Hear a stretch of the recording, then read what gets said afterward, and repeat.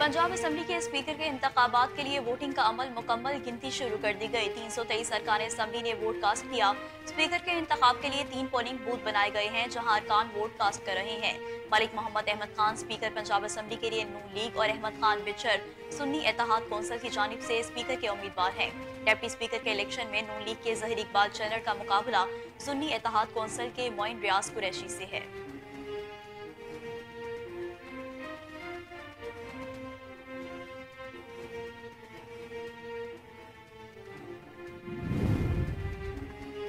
Punjab assembly के इजलास के मौका पर मुस्लिम लीग नून की नामजद वजीर आला मरियम नवाज की ऐवान में आमद पर शोर शराबा किया गया। इजलास में सुन्नी इत्तेहाद कौंसिल के अरकान की जानिब से नवाज शरीफ के खिलाफ नारेबाजी की गई।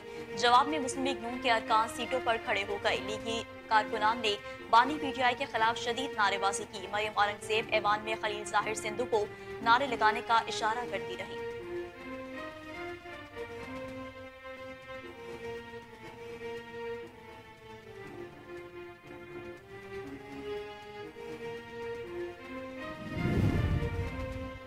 पंजाब में हुकूमत साजी मरहलावार काबीना तश्कील देने का फैसला कर लिया गया। जरा के मुताबिक पहले मरहले में 15 मेंबरान असेंबली को वजारतें देने का फैसला किया गया है, जबकि दूसरे मरहले में मजीद 7 मेंबरान वज़रा का हल्फ उठाएंगे। काबीना में तमाम वज़रा की परफॉर्मेंस का ऑडिट होगा। काबीना में कुछ आज़ाद अरकान को भी नुमाइंदगी दी जाएगी।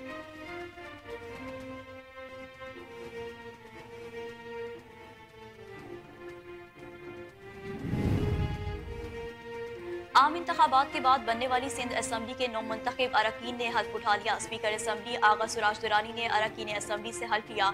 अरकान से सिंधी, उर्दू और अंग्रेजी जुबान में हल्फ लिया गया। इजलास में पीपल्स पार्टी के 111 और एमकेएम के 36 अरकान ने हल्फ उठाया। सुन्नी इत्तेहाद कौंसिल 9, जीडीए 3 और जमात इस्लामी के 1 रुकन ने हल्फ नहीं उठाया।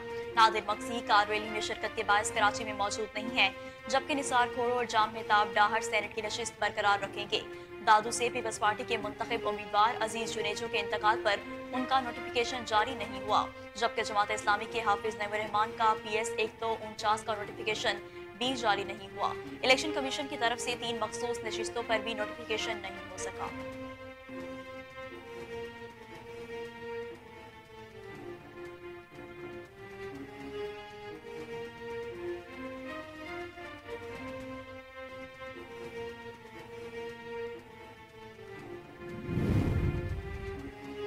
सोलहवीं सिंध असेंबली में जनरल और मखसूस नशिस्तों पर मुंतखब 60 अरकान पहली मरतबा ऐवान का हिस्सा बने हैं। जनरल नशिस्तों पर पहली मरतबा सिंध असेंबली रुकन बनने वाले 48 से 40 अरकान कानून साज असेंबली का हिस्सा बन रहे हैं। एमकेएम के अब्दुल वसीम कौमी असेंबली, पीपल्स पार्टी के मोहम्मद यूसुफ बलोच सेनेट के रुकन रह चुके हैं। कायम अली शाह नादिर मक्सी 8वीं मरतबा तारीखी सिंध असेंबली के रुकन मुंतखब हुए। पीपल्स पार्टी के 88 में से 25 अरकान पहली मरतबा सिंध असेंबली पहुंचे हैं। कायम अली शाह वाहिद सियासतदान है जो बल्दियाती कौंसिल, कौमी असेंबली, सेनेट, सूबाई असेंबली के रुकन रह चुके हैं।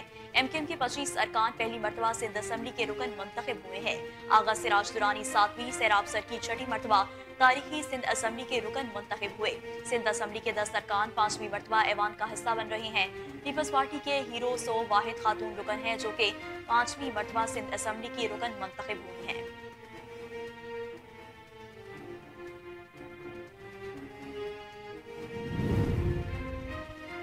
सिंध असेंबली में स्पीकर और डिप्टी स्पीकर के इंतखाब के लिए एमकेएम और पीपल्स पार्टी ने कागजात नामजदगी जमा करवा दिए। जराये के मुताबिक पीपल्स पार्टी ने एमकेएम से राब्ता किया है। सिंध असेंबली इजलास के दौरान एमकेएम को स्पीकर, डिप्टी स्पीकर के उम्मीदवार दस्तबरदार करने की तजवीज दी गई। जराये के मुताबिक सिंध असेंबली में एमकेएम की पार्लिमानी पार्टी का इजलास हुआ, जिसमें पीपल्स पार्टी की तजवीज और स्पीकर इलेक्शन के हवाले से गौर किया गया। बाद एमकेएम ने कागजात नामजदगी जमा करवाने का फैसला कर लिया। एमकेएम ने स्पीकर और डिप्टी स्पीकर के लिए सूफिया शाह और राशिद शाह को उम्मीदवार नामजद किया है। पीपल्स पार्टी के अवैस शाह स्पीकर और अंथोनी नवीद डिप्टी स्पीकर के उम्मीदवार हैं। सिंध असेंबली में अपोजिशन की दीगर जमातें भी स्पीकर, डिप्टी स्पीकर का उम्मीदवार नहीं ला सकेंगी।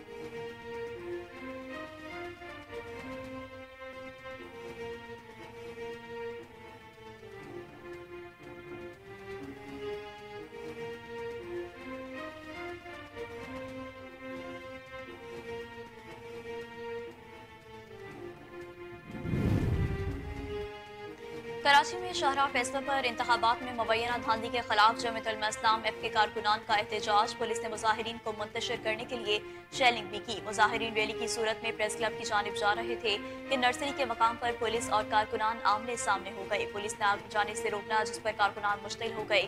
कारकुनान ने पुलिस पर पथराव भी किया। मुजाहिरीन की जानिब से रैली की क़यादत सूबाई अमीर JUIF राशिद सोमरो कर रहे थे। JUI के कारकुनों ने नर्सरी के मुकाम पर धरना दिया। पुलिस का कहना है कि शहर कायद में दफा 144 नाफिज है, जिसके बायस किसी को भी जलसा जुलूस की इजाजत नहीं है।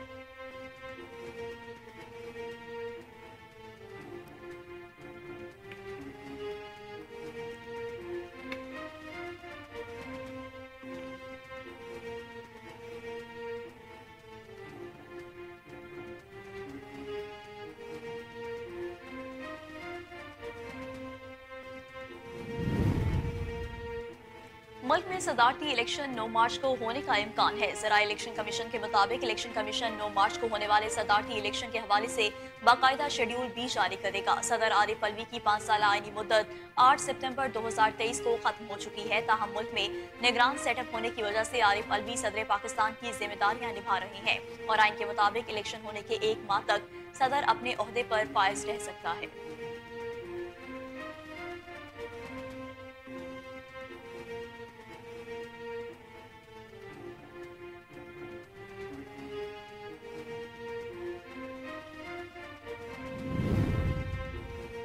IMF की शराइत देखकर मुफ्त बिजली देने का फैसला करेंगे। मुस्लिम लीग नून की रहनुमा उस्मा बुखारी कहती हैं कि पाकिस्तान के लिए बड़ा एजाज है कि मरियम नवाज पाकिस्तान की पहली खातून वजीर आला बनने जा रही हैं।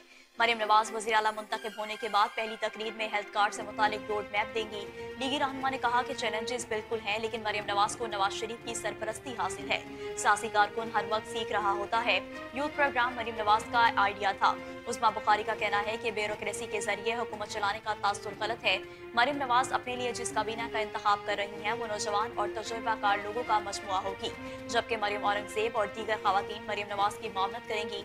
उन्होंने मजीद कहा कि IMF प्रोग्राम की क्या शराइत होती हैं, इसके बाद मुफ्त बिजली देने का फैसला करेंगे।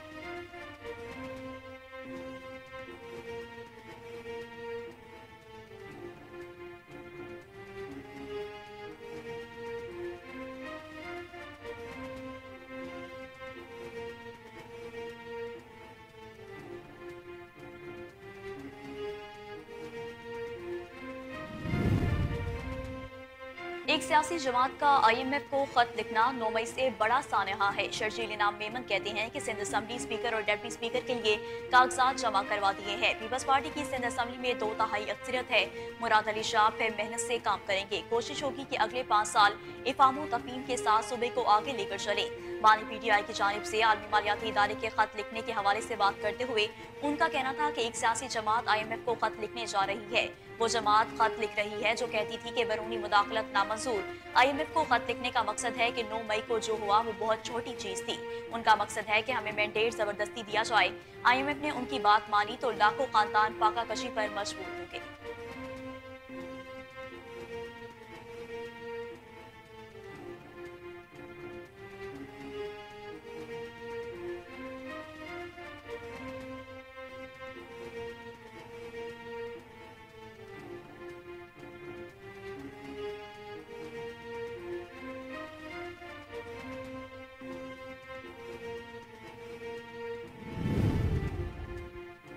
अमीर जमात इस्लामी कराची हाफिज नईमुर रहमान कहते हैं कि ये फॉर्म 47 की बुनियाद पर बनने वाली जाली लीडरशिप है जो सिंध असम्बली में बिठाई गई है।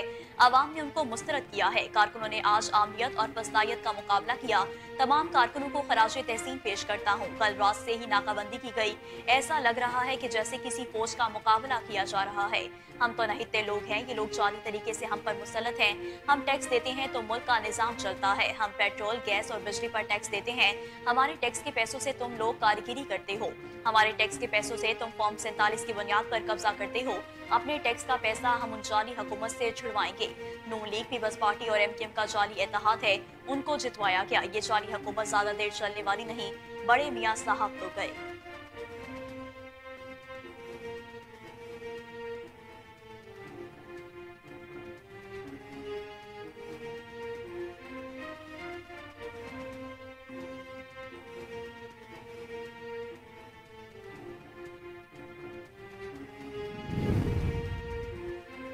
पीपल्स पार्टी के रहनुमा अली हैदर गिलानी कहते हैं कि पंजाब में स्पीकर, डिप्टी स्पीकर और वजीर आला के लिए नून लीग को वोट देंगे।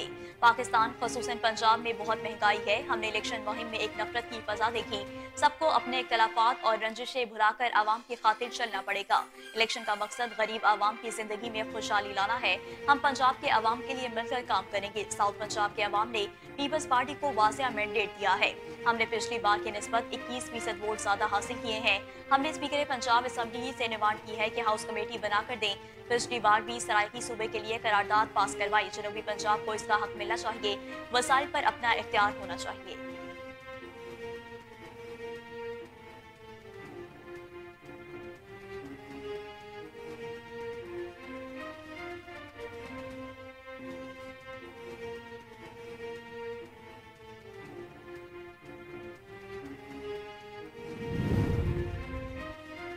निगरान वज़ीर-ए-आला पंजाब मोहसिन नकवी ने नामजद वज़ीर-ए-आला मरियम नवाज से मुलाकात की। निगरान वज़ीर-ए-आला पंजाब मुलाकात के लिए जाती उमरा पहुंचे, जहां पर नामजद वज़ीर-ए-आला पंजाब मरियम नवाज ने उनका इस्तकबाल किया। मोहसिन नकवी ने मरियम नवाज शरीफ को वज़ीर-ए-आला नामजदगी पर मुबारकबाद पेश की। मोहसिन नकवी का कहना था कि तारीख की पहली खातून वज़ीर-ए-आला होना एक रोशन मिसाल है। आपकी कामयाबी के लिए दुआ गो हूँ। पूरा यकीन है कि आप पंजाब में अवामी खदमत की नई तारीख लिखेंगी। पंजाब और अवाम की भलाई के मिशन में मेरी मामनत आपको हासिल रहेगी। निगरान वज़ीर-ए-आला मोहसिन नकवी ने पंजाब में तरक्याती कामों के हवाले से नामजद वज़ीर-ए-आला को ब्रीफ भी किया। मरियम नवाज ने मोहसिन नकवी की निगरान वज़ीर-ए-आला के तौर पर अवामी खदमात को सराहा।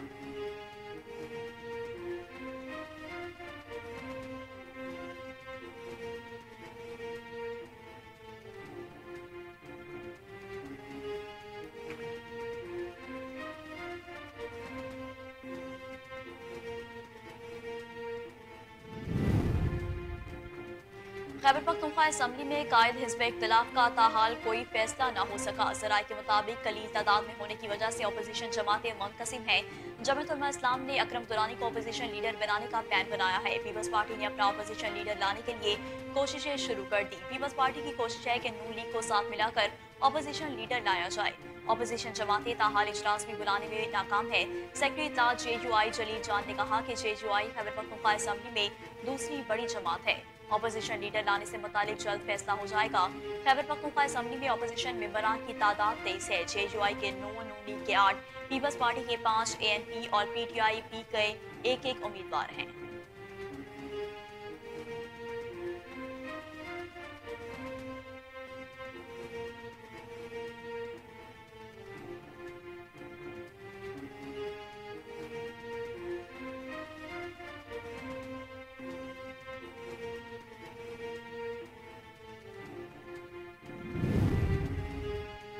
बलोचिस्तान असेंबली का इजलास 28 फरवरी को तलब कर लिया गया। आलामिया के मुताबिक बलोचिस्तान असेंबली का इजलास गवर्नर बलोचिस्तान अब्दुल वली काकर ने 28 फरवरी को दोपहर 3 बजे तलब किया है। इजलास में 9 मुंतखब अरकान असेंबली हल्फ उठाएंगे, जबकि स्पीकर बलोचिस्तान असेंबली जान जमाली इजलास की सदारत करेंगे।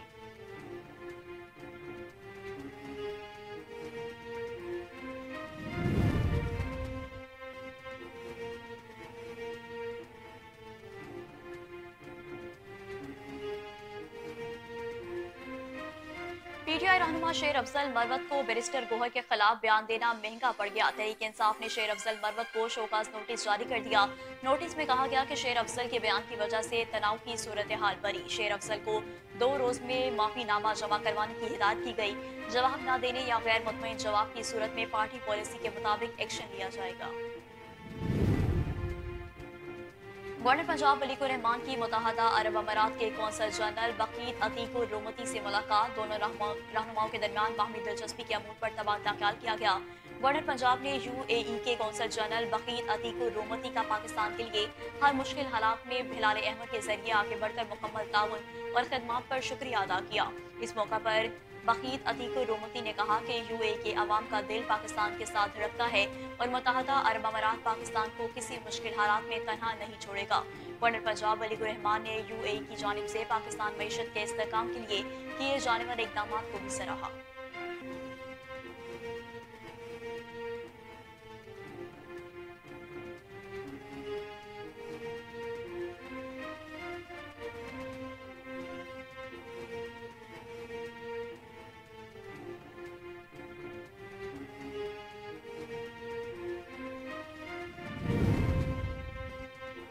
इसराइली फौज की जानिब से गजा पर हमलों का सिलसिला जारी। रात गए देर बला में बेघर फलस्तीनियों के घरों पर इसराइली बमबारी के नतीजे में 24 फलस्तीनी शहीद हो गए। अरब मीडिया के मुताबिक देर बला में बमबारी से कई जख्मियों की हालत तशवीशनाक है, जबकि अस्पताल में महदूद सहूलियात के बायस अमवात की तादाद में इजाफे का इम्कान है।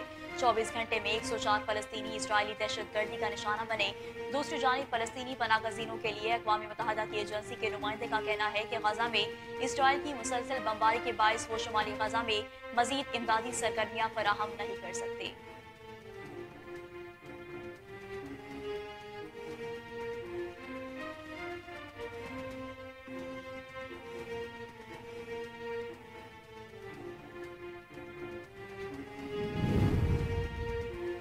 अक़वाम मुत्तहिदा ने एक बार फिर कहा कि गजा में जंग के दौरान इसराइल की तरफ से मुमकिन तौर पर इंसानी हकूक की खिलाफ वर्जियां की हैं और जंगी जराइम का इर्तकाब किया गया। अरब मीडिया के मुताबिक ये बात अक़वाम मुत्तहिदा की इंसानी हकूक के लिए कमिश्नर वोल्कर तुर्क ने एक रिपोर्ट में कही है। अक़वाम मुत्तहिदा के इंसानी हकूक कमीशन की ये रिपोर्ट साल 2023 में फलस्तीनी इलाकों में इंसानी हकूक की सूरत हाल से मुतालिक है और इसका दौरानिया 31 अक्टूबर 2023 तक है। रिपोर्ट में इसराइल की तरफ से बैनुल अक़वामी क़वानीन के खिलाफ वर्जियों के अलावा जंगी जराइम के मुमकिन इर्तकाब का भी बात की गई। ताहम अक़वाम मुत्तहिदा ने इन जंगी जराइम के हवाले से कहा कि ये तमाम तर तरीकों की तरफ से किए गए हैं।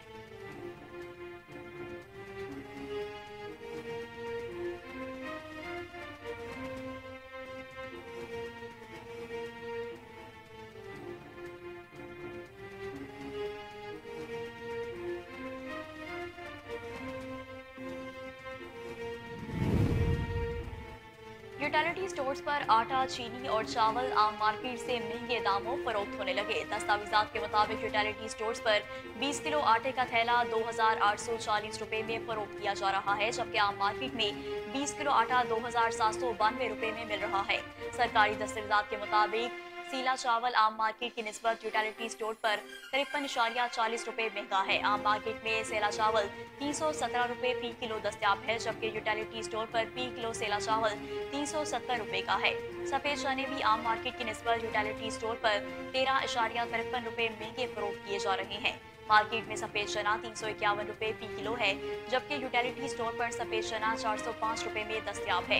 इसके अलावा यूटिलिटी स्टोर पर चीनी भी आम मार्केट की निस्बत 9 रुपए महंगी बेची जा रही है। यूटिलिटी स्टोर पर चीनी की कीमत 155 रुपए फी किलो है, जो कि मार्केट में 140 रुपए किलो के हिसाब से हासिल की जा सकती है।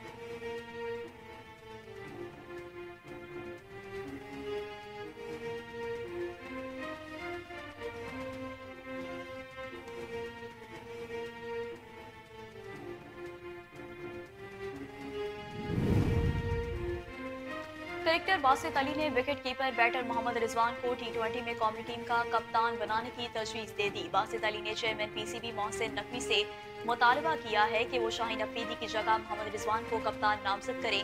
उन्होंने दौरा न्यूजीलैंड पर शाहीन अफरीदी की कप्तानी को तनकीद का निशाना बनाते हुए कहा कि बाबर आजम को कप्तानी से हटाए जाने के बाद कीवीज के खिलाफ 4-1 से शिकस्त पर फास्ट बॉलर को कप्तानी के ओहदे से हटा देना चाहिए।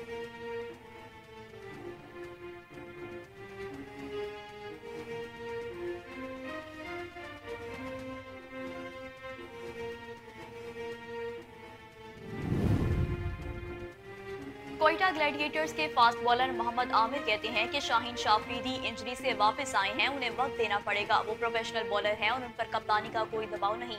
इंटरनेशनल क्रिकेट की कमी जब महसूस करता अगर मैं क्रिकेट नहीं खेलता। लीग्स क्रिकेट एंजॉय कर रहा हूं और बहुत खुश हूं। इंटरनेशनल क्रिकेट में वापसी का नहीं सोचा। वापसी का ग्रीन सिग्नल मिल रहा है या नहीं अल्लाह बेहतर जानता है, लेकिन मेरे जहन में इंटरनेशनल क्रिकेट की बात नहीं। एक सवाल के जवाब में आमिर का कहना है कि सिलेक्टर्स अपनी सिलेक्शन का दायरा सिर्फ PSL तक महदूद करें। शाहीन अफरीदी के हवाले से उन्होंने कहा कि शाहीन शाफरीदी इंजरी से वापस आए हैं, उन्हें वक्त देना पड़ेगा। PSL के मैचेस में उनकी पेस नजर आई है। जब तक वो लंबे स्पेल नहीं करेंगे रिदम नहीं आएगा।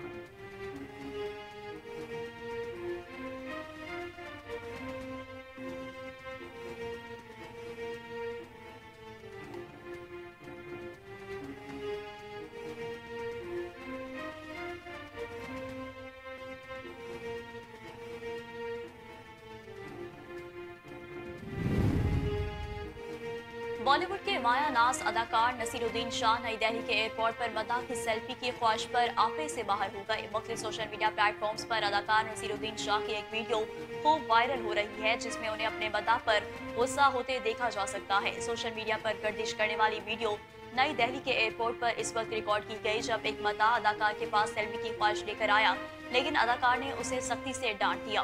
नसीरुद्दीन शाह का कहना है कि नई दिल्ली एयरपोर्ट लैंड करने के बाद जब बाहर आया तो बार बार मना करने के बावजूद मदाह की सेल्फी की फरमाइश खत्म न हुई।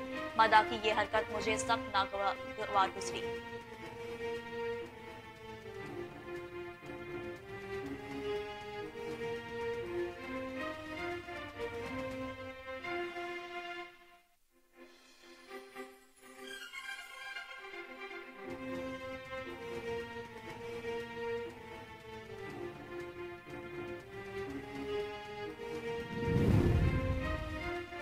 बॉलीवुड लेजेंड अदाकार आमिर खान ने फिल्म लाल सिंह चड्ढा के फ्लॉप होने में अपनी बहुत सी गलतियों का इकरार कर लिया। आमिर खान ने फिल्म लाल सिंह चड्ढा की नाकामी पर खुलकर गुफ्तगू करते हुए कहा कि गलतियां और नाकामियां हर इंसान की जिंदगी का हिस्सा है। फिल्म लाल सिंह चड्ढा की अक्सबंदी के दौरान मुझसे बहुत सी गलतियां हुई। यही वजह थी कि मेरी फिल्म मदाहों के दिलों में जगह न बना सकी। नाकामियां हर इंसान को बहुत कुछ सिखाती हैं और बताती हैं कि आपने क्या और कहाँ गलती की। फिल्म लाल सिंह चड्ढा की नाकामी ने मुझे समझा दिया कि मैंने कहाँ गलत किया।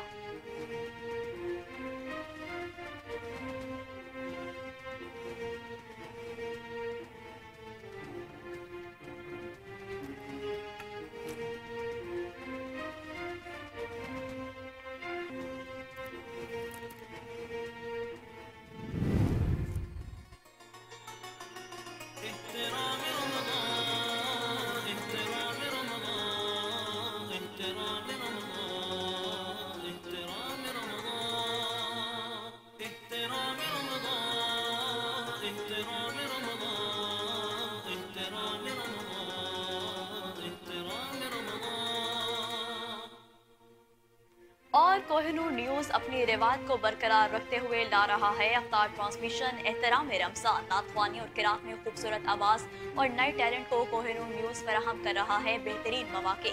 ख्वाहिशमंद हजरात राब्ता करें। ऑडिशन का आगाज 1 मार्च से किया जाएगा। इन नंबर्स पर व्हाट्सएप कीजिए 0300447035 030072574442।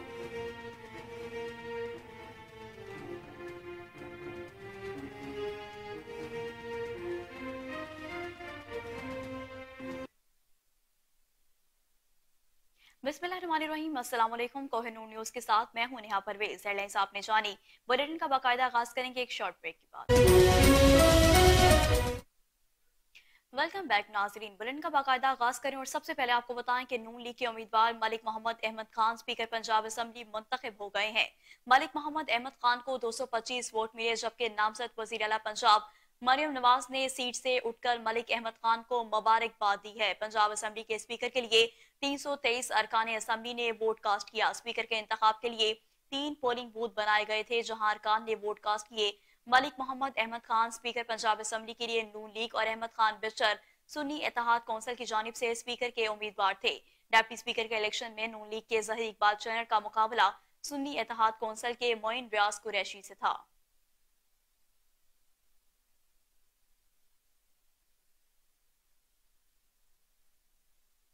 पंजाब में हुकूमत साजी मरहलावार काबीना तश्कील देने का फैसला कर लिया गया। असराय के मुताबिक पहले मरहले में 15 मेंबरान असम्बली को वजारतें देने का फैसला किया गया है, जबकि दूसरे मरहले में मजीद 7 मेंबरान वज़रा का हल्फ उठाएंगे।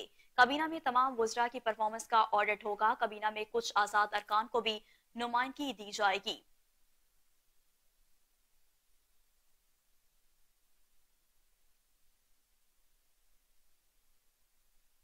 पंजाब असेंबली के इजलास के मौका पर मुस्लिम लीग नून की नामजद वज़ीर आला मरियम नवाज की ऐवान में आमद पर शोर शराबा किया गया। इजलास में सुन्नी इत्तेहाद कौंसिल के अरकान की जानिब से नवाज शरीफ के खिलाफ नारेबाजी भी की गई है। जवाब में मुस्लिम लीग नून के अरकान सीटों पर खड़े हो गए। लीगी अरकान ने बानी पीटीआई के खिलाफ शदीद अल्फाज में नारेबाजी की। मरियम औरंगजेब ऐवान में खलील ताहिर सिंधु को नारे लगाने का इशारा भी करती रही।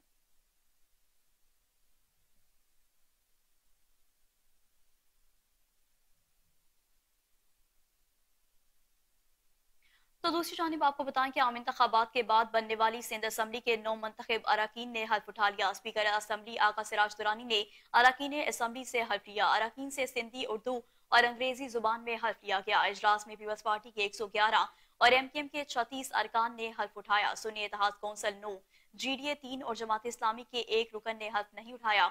नादिर मक्सी कार रैली में शिरकत के बायस कराची में मौजूद नहीं है, जबकि निसार खोड़ो और जाम मेहताब डाहर सेनेट की नशिस्त बरकरार रखेंगे। दादू से पीपल्स पार्टी के मुंतखब उम्मीदवार अजीज जुनेजो के इंतकाल पर उनका नोटिफिकेशन जारी नहीं किया गया, जबकि जमात इस्लामी के हाफिज नईमुर रहमान का PS 139 का नोटिफिकेशन भी जारी नहीं हुआ। इलेक्शन कमीशन की तरफ से 3 मखसूस नशिस्तों पर भी नोटिफिकेशन नहीं हो सका।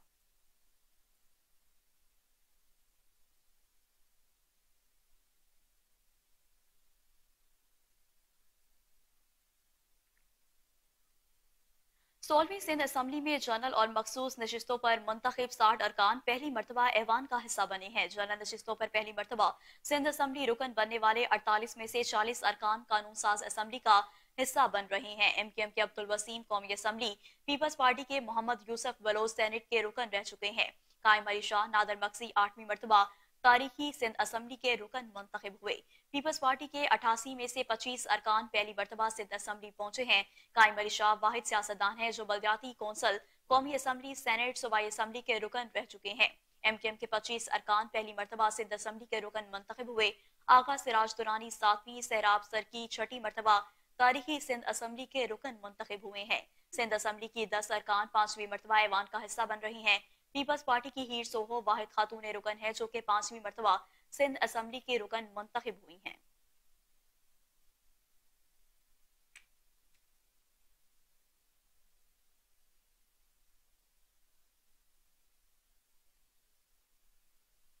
सिंध असम्बली में स्पीकर और डिप्टी स्पीकर के इंतखाबात के लिए MKM और पीपल्स पार्टी ने कागजात नामजदगी जमा करवा दिए हैं। जराये के मुताबिक पीपल्स पार्टी ने MKM से राब्ता किया।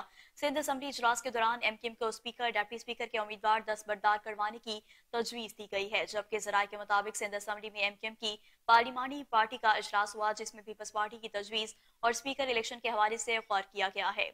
बाद MKM ने कागजात नामजदगी जमा करवाने का फैसला कर लिया। MKM ने स्पीकर और डिप्टी स्पीकर के लिए सूफिया शाह और राशिद शाह को उम्मीदवार नामजद किया है।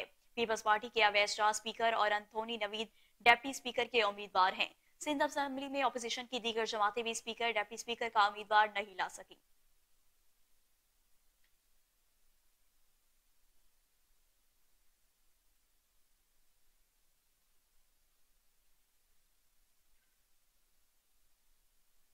खबर शामिल करें, आपको बताएं कि कराची में शाहराह फैसल पर इंतखाबात में मुबैना धांधली के खिलाफ जमीयत उलमा इस्लाम ऐप के कारकुनान का एहतजाज। पुलिस ने मुजाहिरीन को मुंतशिर करने के लिए शेलिंग भी की।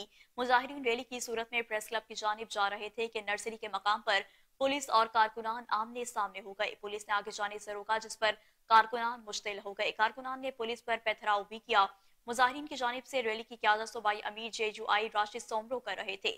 JUI के कारकुनों ने नर्सरी के मकाम पर धरना दिया। पुलिस का कहना है कि शहर कायद में दफा 144 नाफिज है, जिसके बायस किसी को भी जलसा और जलूस करने की इजाजत नहीं है।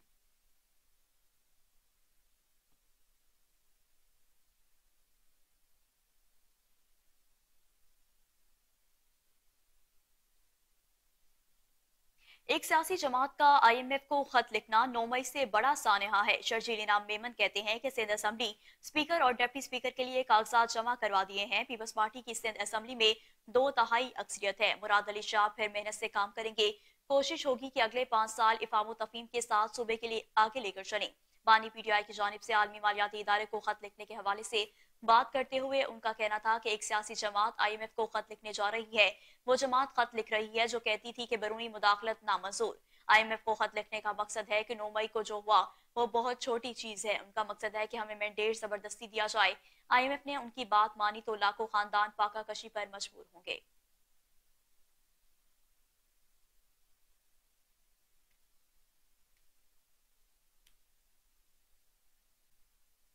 आगे बढ़े और आपको बताएं कि मुल्क में सदारती इलेक्शन 9 मार्च को होने का इम्कान है। जरा इलेक्शन कमीशन के मुताबिक इलेक्शन कमीशन 9 मार्च को होने वाले सदारती इलेक्शन के हवाले से बाकायदा शेड्यूल भी जारी करेगा।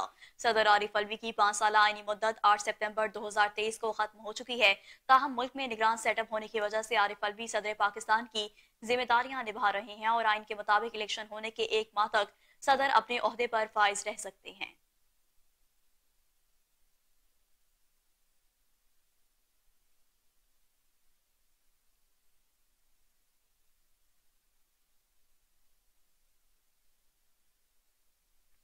बलूचिस्तान असम्बली का अजलास 28 फरवरी को तलब कर लिया गया। अलामिया के मुताबिक बलूचिस्तान असम्बली का अजलास गवर्नर बलूचिस्तान अब्दुल वली काकड़ ने 28 फरवरी को दोपहर 3 बजे तलब किया है। इजलास में 9 मुंतखब अरकान असम्बली हल्फ उठाएंगे, जबकि स्पीकर बलूचिस्तान असम्बली जान जमाली इजलास की सदारत करेंगे।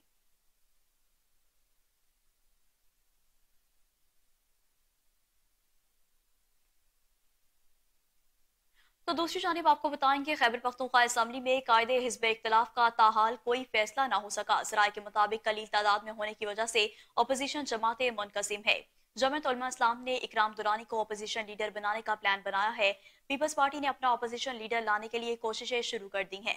पीपल्स पार्टी की कोशिश है कि नून लीग को साथ मिलाकर अपोजिशन लीडर लाया जाए। अपोजिशन जमातें ताहाल इजलास भी बुलाने में नाकाम है। सेक्रेटरी इत्तलात जेयूआई जलील जान ने कहा कि जेयूआई खैबर पख्तूनख्वा असम्बली में दूसरी बड़ी जमात है। अपोजिशन लीडर लाने से मुतालिक जल्द फैसला हो जाएगा। खैबर पख्तूनख्वा असम्बली में अपोजिशन मेंबरान की तादाद 23 है। जेयूआई के 9, नून लीग के 8, पीपल्स पार्टी के 5, एएनपी और पीटीआईपी का एक उम्मीदवार है।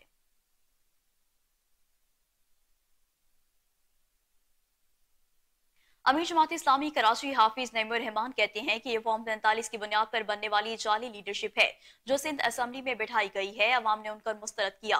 कारकुनों ने आज आमलियत और फसायत का मुकाबला किया है। तमाम कारकुनों को खराज तहसीन पेश करता हूँ। कल रात से ही नाकाबंदी की गई है। ऐसा लग रहा है कि जैसे किसी फौज का मुकाबला किया जा रहा है। हम तो नहित्ते लोग हैं। ये लोग जाली तरीके से हम पर मुसल्लत किए गए।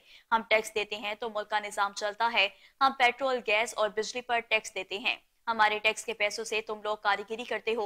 हमारे टैक्स के पैसों से तुम फॉर्म 47 की बुनियाद पर कब्जा करते हो। अपने टैक्स का पैसा हम उन जाली हुकूमत से छुड़वाएंगे। नून लीग, पीपल्स पार्टी और एमकेएम का जाली इत्तेहाद है। उनको जितवाया गया। ये जाली हुकूमत ज्यादा देर चलने वाली नहीं। बड़े मियाँ साहब तो गए।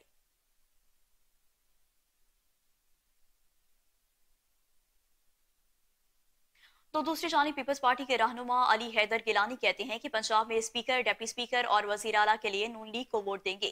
पाकिस्तान खसूसन पंजाब में बहुत महंगाई है। हमने इलेक्शन मुहिम में एक नफरत की फजा देखी। सबको अपने इख्तलाफात और रंजिशें भुलाकर अवाम की खातिर चलना पड़ेगा। इलेक्शन का मकसद गरीब अवाम की जिंदगी में खुशहाली लाना है। हम पंजाब के अवाम के लिए मिलकर काम करेंगे। साउथ पंजाब के अवाम ने पीपल्स पार्टी को वाजिया मैंडेट दिया।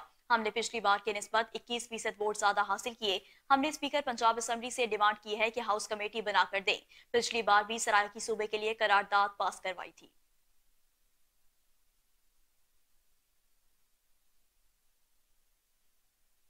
और नाज़रीन, अब आपको बताएं कि यूटिलिटी स्टोर पर आटा, चीनी और चावल आम मार्केट से महंगे दामों फरोख्त होने लगे। दस्तावेजात के मुताबिक यूटिलिटी स्टोर पर 20 किलो आटे का थैला 2,840 रुपए में फरोख्त किया जा रहा है, जबकि आम मार्केट में 20 किलो आटा 2,792 रुपए में मिल रहा है। सरकारी दस्तावेजात के मुताबिक सीरा चावल आम मार्केट की निस्बत यूटिलिटी स्टोर पर 53.40 रुपए महंगा है। आम मार्केट में सेला चावल 317 रुपए फी किलो दस्तियाब है, जबकि यूटिलिटी स्टोर पर फी किलो सेला चावल 370 रुपए का है।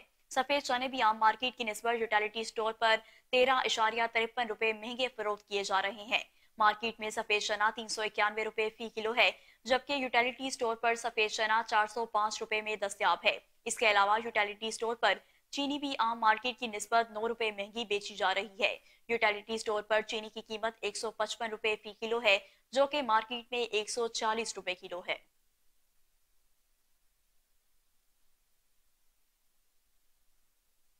और अब कुछ बात करें इसराइली बर्बरियत की, तो आपको बताएं कि इसराइली फौज की जानिब से गजा पर हमलों का सिलसिला जारी है। रात गए देल बला पर बेघर फलस्तीनियों के घरों पर इसराइली बमबारी के नतीजे में 24 फलस्तीनी शहीद हो गए।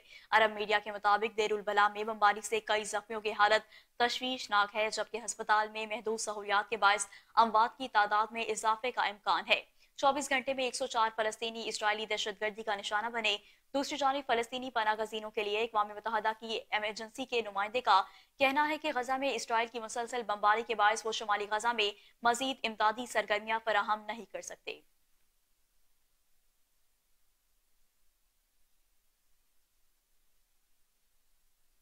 अक़वाम मुत्तहिदा ने एक बार फिर कहा है कि गजा में जंग के दौरान इसराइल की तरफ से मुमकिन तौर पर इंसानी हकूक की खिलाफ वर्जियां की गई हैं और जंगी जराइम का इर्तकाब किया गया। अरब मीडिया के मुताबिक ये बात अक़वाम मुत्तहिदा के इंसानी हकूक के लिए कमिश्नर वोल्कर तुर्क ने एक रिपोर्ट में कही है। अक़वाम मुत्तहिदा के इंसानी हकूक कमीशन की ये रिपोर्ट साल 2023 में फलस्तीनी इलाकों में इंसानी हकूक की सूरत हाल से मुतालिक है और इसका दौरानिया 31 अक्टूबर 2023 तक है। रिपोर्ट में इसराइल की तरफ से बैनुल अक़वामी कवानीन के खिलाफ वर्जियों के अलावा जंगी जराइम के मुमकिन इर्तकाब की भी बात की गई है। ताहम अक़वाम मुत्तहिदा ने इन जंगी जराइम के हवाले से कहा कि ये तमाम फरीकों की तरफ से किए गए हैं।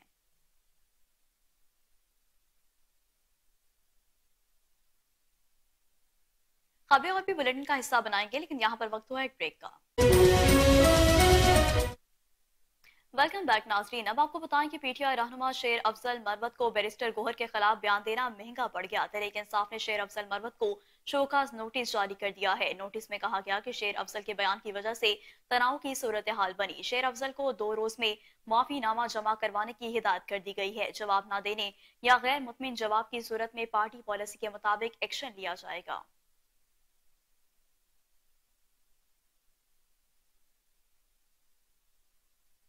निगरान वज़ीर आला पंजाब मोहसिन नकवी ने नामजद वज़ीर आला मरियम नवाज से मुलाकात की। निगरान वज़ीर आला पंजाब मुलाकात के लिए जाती उम्रा पहुंचे, जहां पर नामजद वज़ीर आला पंजाब मरियम नवाज शरीफ ने उनका इस्तकबाल किया। मोहसिन नकवी ने मरियम नवाज शरीफ को वज़ीर आला नामजदगी पर मुबारकबाद पेश की। मोहसिन नकवी का कहना है कि तारीख की पहली खातून वज़ीर आला होना एक रोशन मिसाल है। आपकी कामयाबी के लिए दुआ गो हूँ। पूरा यकीन है कि आप पंजाब में अवामी खदमत की नई तारीख लिखेंगी। पंजाब और अवाम की भलाई के लिए मिशन में मेरी मामलत आपको हासिल रहेगी। निगरान वज़ीर आला मोहसिन नकवी ने पंजाब में तरक्याती कामों के हवाले से नामजद वज़ीर आला को ब्रीफ भी किया। मरियम नवाज ने मोहसिन नकवी की निगरान वज़ीर आला के तौर पर अवामी खदमात को सराहा।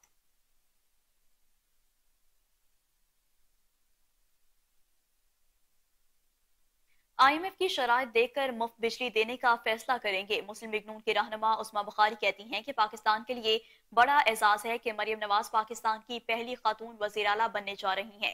मरियम नवाज वज़ीर आला मुंतखब होने के बाद पहली तकरीर में हेल्थ कार्ड से मुतालिक रोड मैप देंगी। लीगी रहनुमा ने कहा कि चैलेंजेस बिल्कुल हैं, लेकिन मरियम नवाज को नवाज शरीफ की सरपरस्ती हासिल है। सियासी कारकुन हर वक्त सीख रहा होता है। यूथ प्रोग्राम मरियम नवाज का आइडिया था। उस्मा बुखारी का कहना था कि ब्यूरोक्रेसी के जरिए हुकूमत चलाने का तासुर गलत है।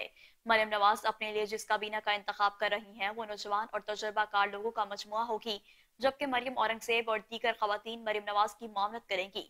उन्होंने मजीद कहा कि IMF प्रोग्राम की क्या शराइत होती हैं, इसके बाद मुफ्त बिजली देने का फैसला करेंगे।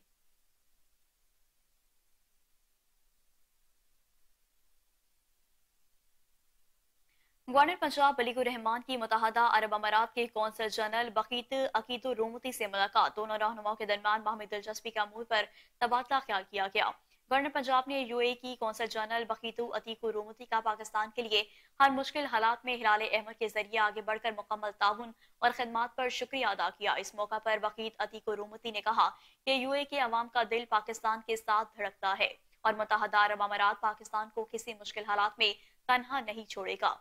गवर्नर पंजाब वलीकुर रहमान ने UAE की जानिब से पाकिस्तानी मईशत के इस्तेहकाम के लिए किए जाने वाले इकदाम को भी सराहा।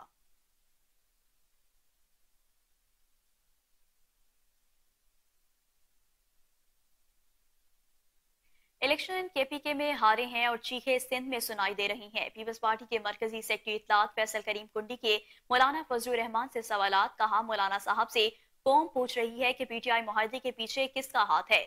आपको और आपके खानदान को जिस तरह KPK के अवाम ने रिजेक्ट किया, इस पर एहतजाज क्यों नहीं किया। आपने KPK अवाम को कितनी कीमत पर बेचा है।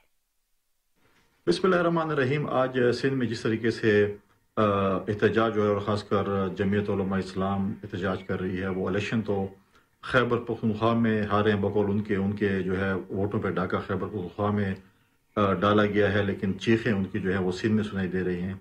मौलाना फजल रहमान से पाकिस्तान की कौम, पाकिस्तान की अवाम और ख़ासकर खैबर पख्तूनख्वा की अवाम पूछती है कि आपके बानी चेयरमैन PTI के साथ जो मुआहदा हुआ उसके सहूलतकार कौन थे? क्या वो बैरून मुल्क के सहूलतकार थे कि अंदरून मुल्क के सहूलतकार थे? आपके और आपके ख़ानदान को जिस तरीके से खैबर पख्तूनख्वा ने और डेर इस्माइल खान ने रिजेक्ट किया, आपने तो वहाँ पर कोई एहतजाज नहीं किया और आपने जो है वहाँ सिंध में जाकर आप एहतजाज कर रहे हैं। तो आपने खैबर पख्तूनख्वा की अवाम को कितनी कीमत पर PTI पे बेचा? आप आज PTI के खिलाफ आवाज़ नहीं उठाते। जहाँ जो डाका डाला गया वो सहूलत तो PTI को मिली, तो आपने खैबर पख्तूनख्वा की आवाम को 5 साल जो है वो पीटीआई पे जो है वो ठेके पे दे दिया।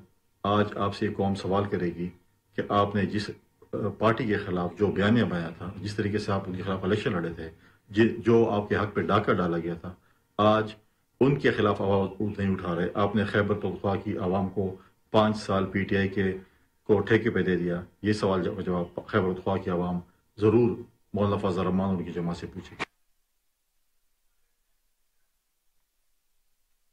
लाहौर के इलाके मुस्तफाबाद में डकैती की वारदात, 3 मुसल्लह डाकू असले के जोर पर 28 लाख रुपए की वारदात करके फरार हो गए। पुलिस ने ताहाल मुकदमा दर्ज न किया।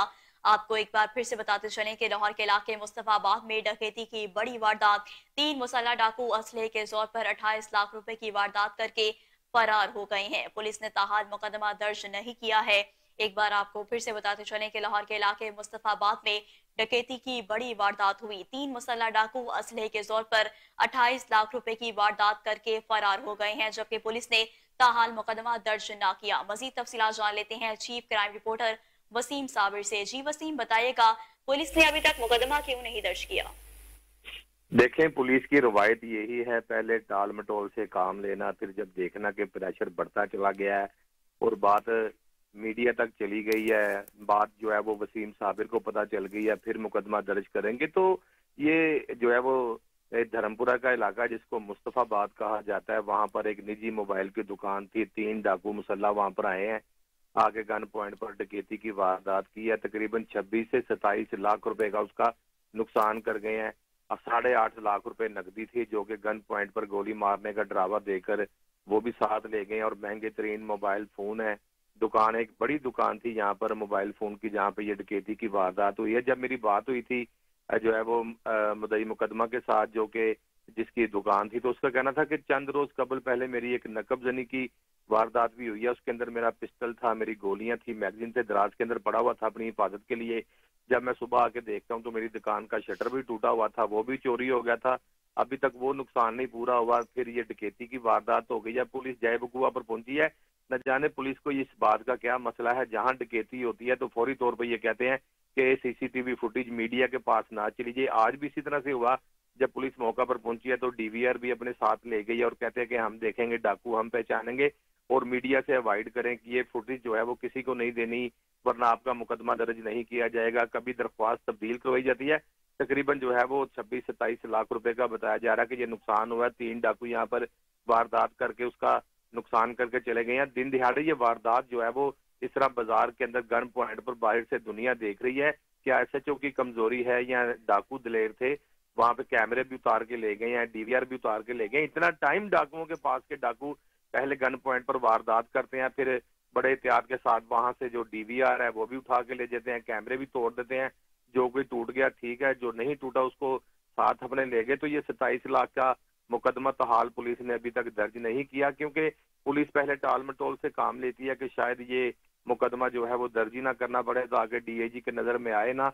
लेकिन 15 की ये कॉल थी। अमूमन देखने में आता कुछ ऐसे एसएचओ भी हैं जो 15 की कॉल होने के बावजूद जो है वो बोगस कॉल का मैसेज दे देते हैं कि कॉल बोगस थी, लेकिन अभी तक तहाल मुकदमा दर्ज नहीं हुआ। तो जो शहरी था वो चीख कर कह रहा था कि मेरा पहले भी नुकसान हुआ, मुल्ज़मान गिरफ्तार नहीं किए गए, इस दफा भी मेरे साथ डकैती की वारदात हुई है। और बाकायदा तौर पर कहा गया है कि कोहिनूर न्यूज की टीम आएगी, उसको बिल्कुल फुटेज नहीं देनी, लेकिन उसके बावजूद भी हमने ये फुटेज हासिल कर लिया और दिखाया जा रहा है कि दुकान के अंदर जो है वो जिस तरह से माल लगा होता है, डिब्बे लगे होते हैं मोबाइल के, और वहां पर ये डकैती की वारदात होती है। लिहाजा ये सीसीटीवी फुटेज डाकुओं वाली जो है वो तमाम का तमाम डीवीआर पुलिस उठा के ले गई है।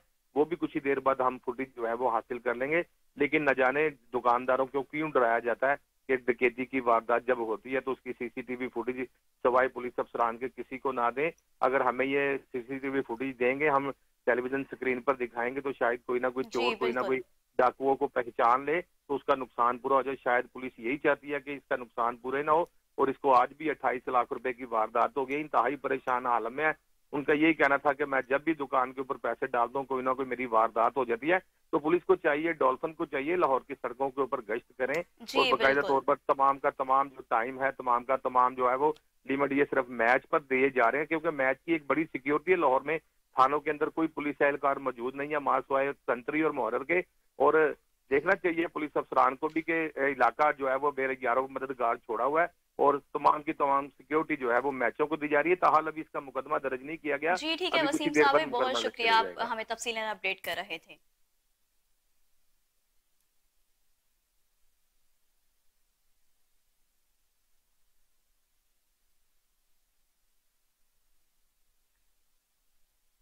आगे बढ़े, आपको बताएं कि साबिक क्रिकेटर बासित अली ने wicket keeper batter Mohammad Rizwan को टी20 में कौमी टीम का कप्तान बनाने की तजवीज दे दी है। बासित अली ने चेयरमैन पीसीबी मोहसिन नकवी से मुतालबा किया कि वो शाहीन अफरीदी की जगह मोहम्मद रिजवान को कप्तान नामजद करे। उन्होंने दौरा न्यूजीलैंड पर शाहीन अफरीदी की कप्तानी को तनकीद का निशाना बनाते हुए कहा कि बाबर आजम को कप्तानी से हटाने जाने के बाद कीवीज के खिलाफ 4-1 से शिकस्त पर फास्ट बॉलर को कप्तानी के ओहदे से हटा देना चाहिए।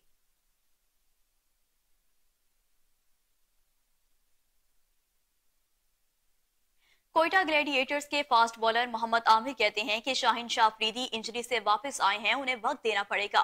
वो प्रोफेशनल बॉलर हैं और उन पर कप्तानी का कोई दबाव नहीं। इंटरनेशनल क्रिकेट की कमी जब महसूस करता है, अगर क्रिकेट नहीं खेलता, लीग्स क्रिकेट एंजॉय कर रहा हूं और बहुत खुश हूं।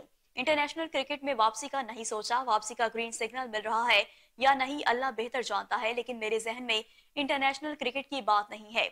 एक सवाल के जवाब में आमिर का कहना था कि सिलेक्टर्स अपनी सिलेक्शन का दायरा सिर्फ पीएसएल तक ना महदूद करें।